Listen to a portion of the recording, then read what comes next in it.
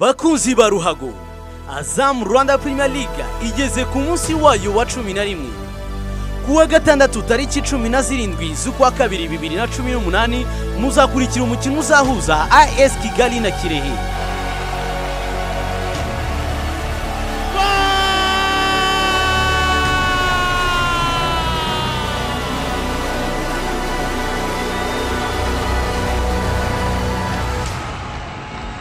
Igitego cyiza cyane hariya.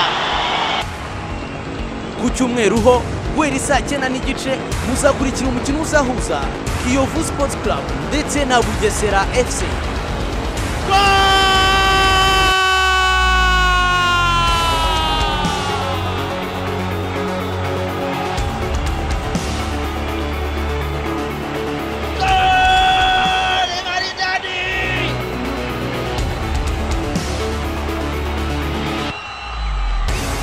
Iyi mikino yose nta handi ushobora kuyibona atari kuri Azam TV.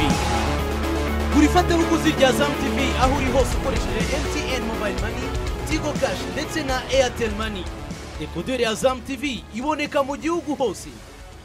Ku bindi bisobanuro mwaduhamagara kuri 0728 502002. Mwaduhamagara kandi kuri 0788 125050. Mushobora kandi kutubona kuri 0738 202002. Azam TV, imyidagaduro kuri bose.